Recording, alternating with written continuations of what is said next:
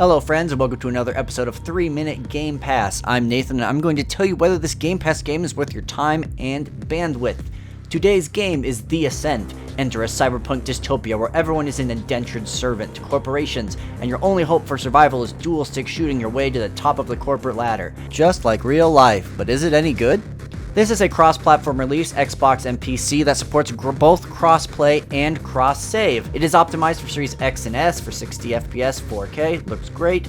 And lastly, this game lasts about 10 to 15 hours, a little bit more if you did all the side content.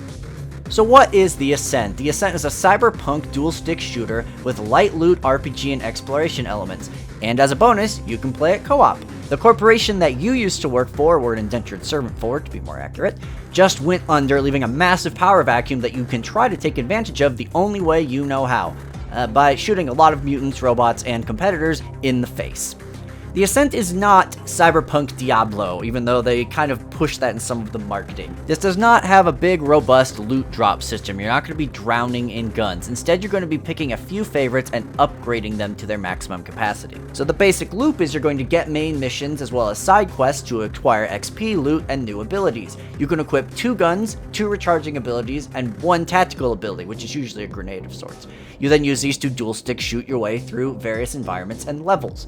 Leveling up gives you boosts to things like aiming, health, etc. that you can choose, but also adds a blanket pool of stats to stat categories which can affect your abilities. So gear can also raise that category. So basically, expect to do a lot of traversing, exploration, and shooting over the course of the game as you level up and get stronger. So what I like about this game? Well, it looks incredible. My capture card doesn't quite do it justice, but the fixed camera angle and the high level of fidelity means that you're always seeing what the developers want you to see, which really makes the game look great. I also love how NPCs will make little chitter chatter as you walk by, just really selling the world. The choices you make in terms of your stats and gear are actually very important, and I really like that. You're able to build the way you want for most of the time and get some really cool combinations, but I ran into a boss later that I just wasn't kitted for, so I had to go back to the drawing board and kind of change my weapons, change some abilities, and then I was able to roll it. I really like games that require that level of thinking from the player.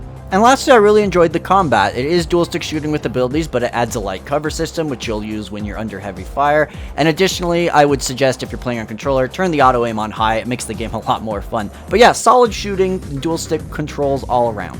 When it comes to the bad, expect to walk a lot. I felt like this game's fast travel system was tacked on at best and didn't really work as well as it should be. And additionally, expect when you go to new areas to get killed. It has this weird thing where randomly you can walk into an area and everything will be 20 levels higher than you and just die instantly. Thankfully, the checkpoints are good, but it really makes the world feel inorganic. Additionally, the map is just really bad. The minimap is borderline useless. I don't know how they got away with having such a bad map. Thankfully, you can activate a path to your nearest objective that's helpful, but the map itself is just not great. And lastly, I found the story to be okay, but not amazing. Everyone in this game is just kind of an asshole, and I was hoping to have a bit more levity and humor across the story. Instead, you're just kind of the errand boy for all these jerks. So as you know, rate games on a 3-point scale, must play, maybe consider, don't bother. This actually is a must play from me. And what I'm going to say, this game is not perfect. You can look at the Metacritic score and see that. But it falls into a great game for Game Pass for me. If I paid $30 for this game, I might be a little bit disappointed. But as a Game Pass game, I had a fantastic time with this.